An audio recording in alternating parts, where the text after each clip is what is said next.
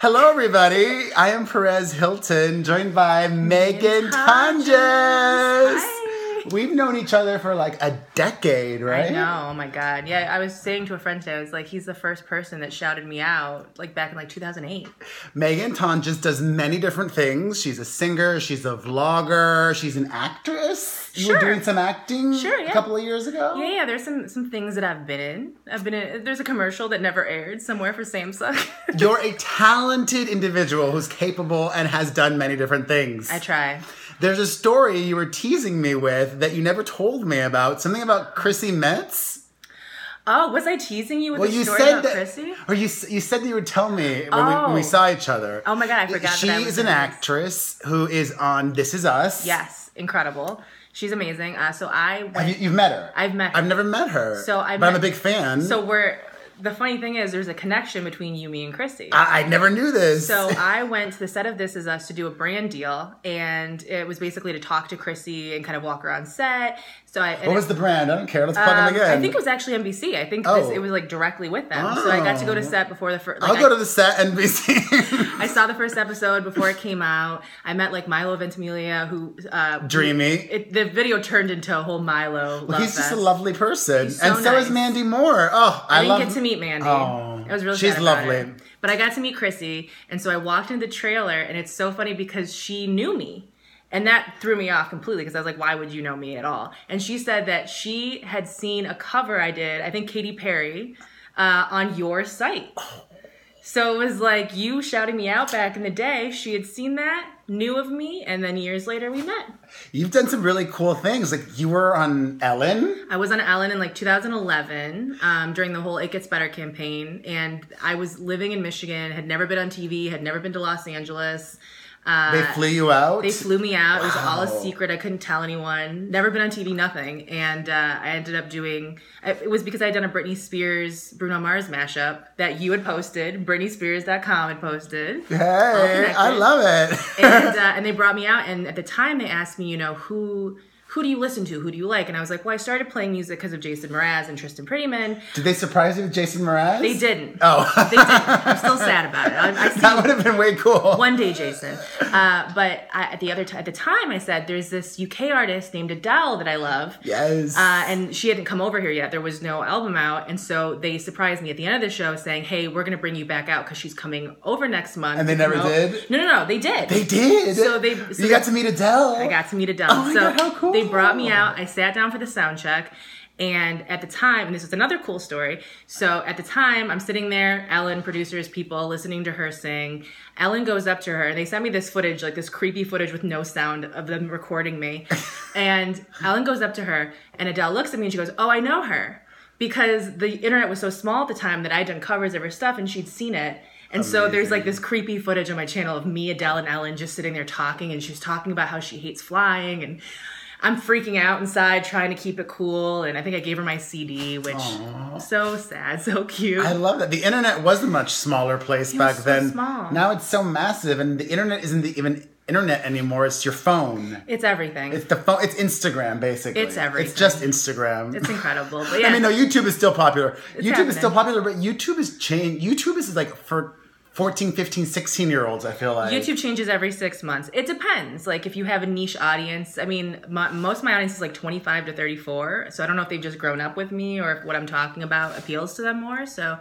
But I've had a lot of cool experiences, and also the thing that kind of you would shout out a lot in the early days was I would do a series called Request Tuesday, and I was like teaching myself guitar and singing, and I ended up working with several of the people that I covered. Like I toured with this artist Ron Pope, and I was on Hoodie Allen's last album, and just like really cool things that if I hadn't covered their song and people hadn't shared it, they would have had no idea who I was. I love it. Before we began this video, I said, we should have a drink, and it could be like getting drunk with Meghan Tonjes.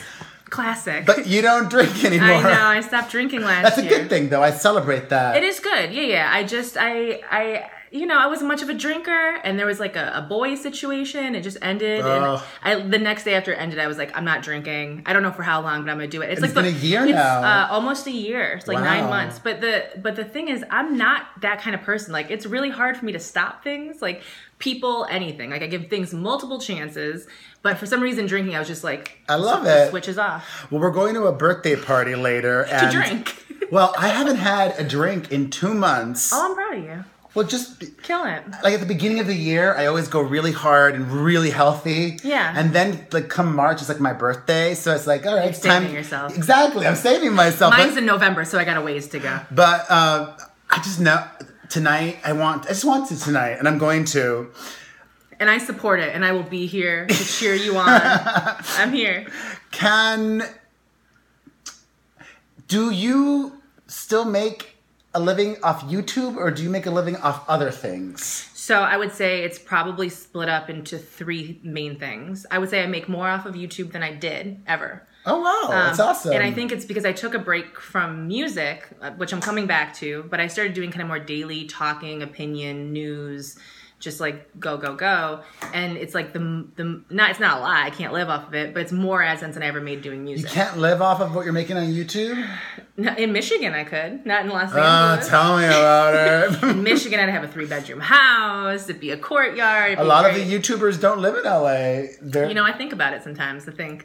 But no, it's that. It's a mixture of that. I also do Patreon. I do a podcast called Adventures in Roommating. Oh, you do the Patreon I do the Patreon. What's your Patreon? Do you have a link that's specific to you? I do. A custom URL? Patreon, what is it? Patreon.com/Meghan Tonjes. That's MEGHANTONJES. Oh, look at that. We got like a little... Do you make a good amount from the Patreon? I don't need numbers, but... No, I would say it's broken up into like... It's like a third of what I make. So that's awesome. Patreon for the podcast and for my videos. And are you able to have like health insurance? I pay more for health insurance than I want to pay. But you have it. But I do have it. That's good. That's important. I care. I know. I ask these questions. It's one of those things where like I haven't gone to a doctor. I didn't go to a doctor for a long, long time. And the thing online, especially when they come, I get a lot of fat comments. Obviously, I own it.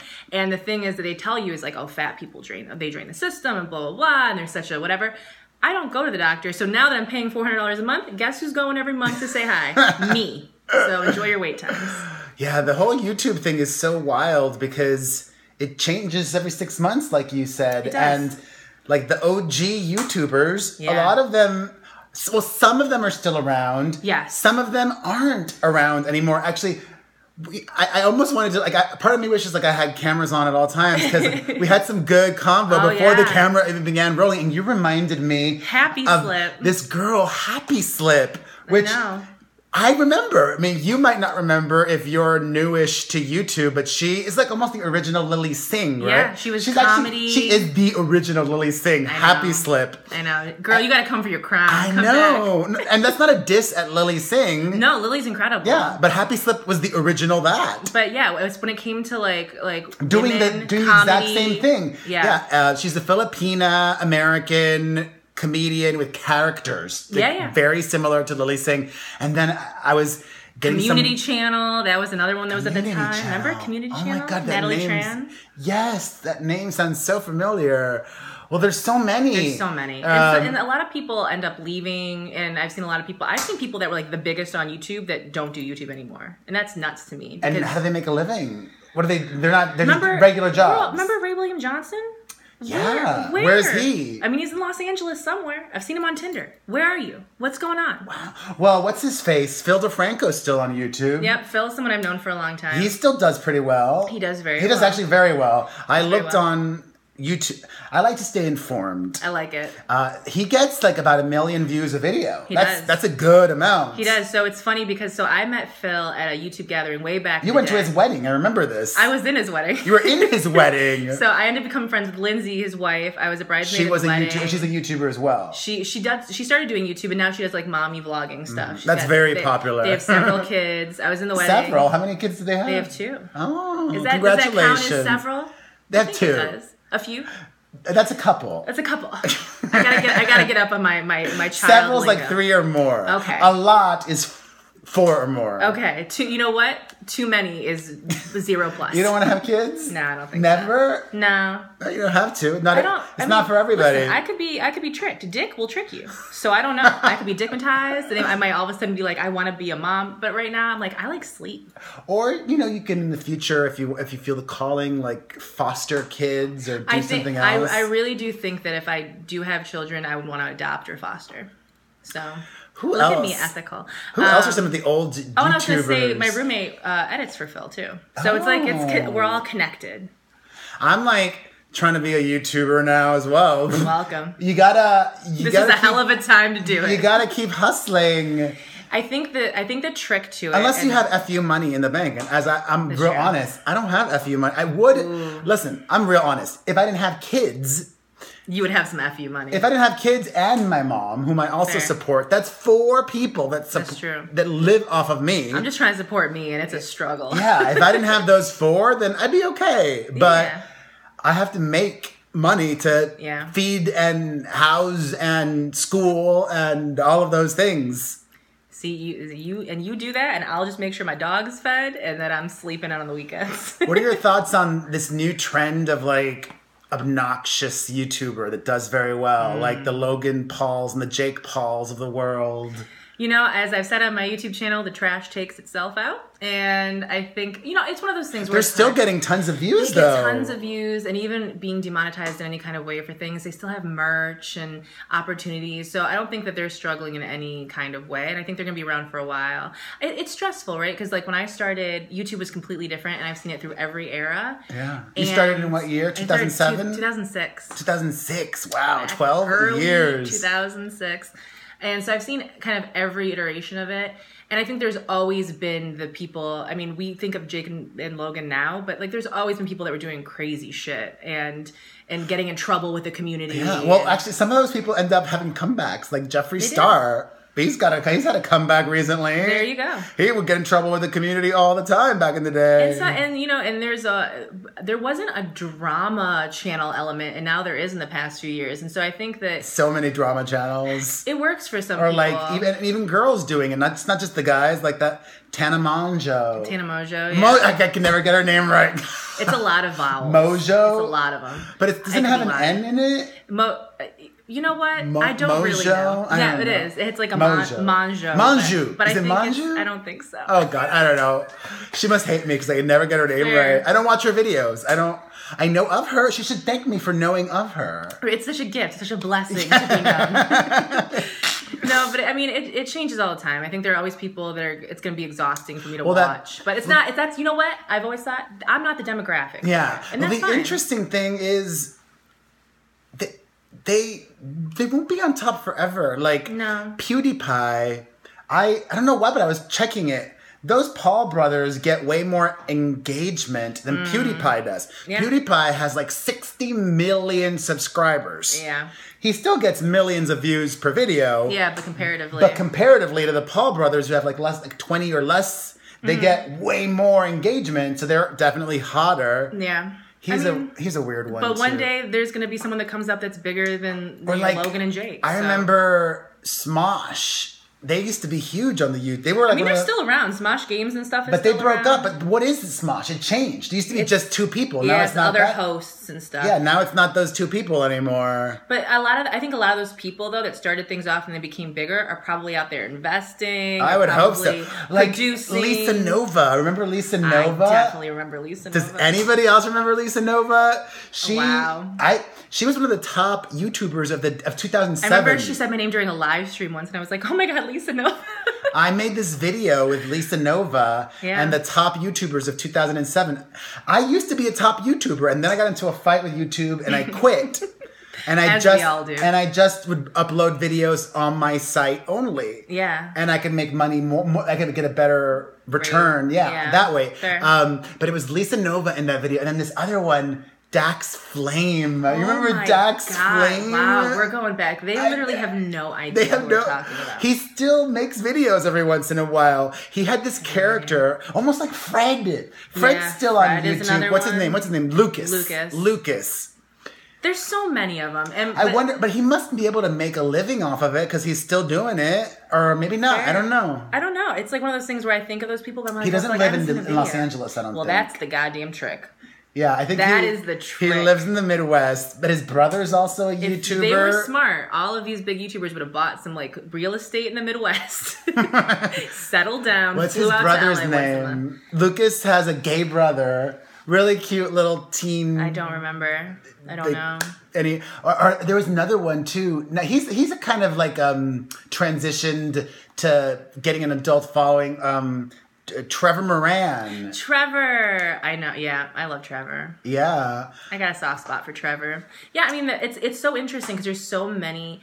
See, my experience with YouTube was I started at 19 and I felt like so young. And you're in your 30s now? You're 31? 32. Oh my God. I moisturize. But there's so many people now that start when they're like 10, 11, 12. And it's like a whole different experience. Yeah, or like I used to manage this 8-year-old.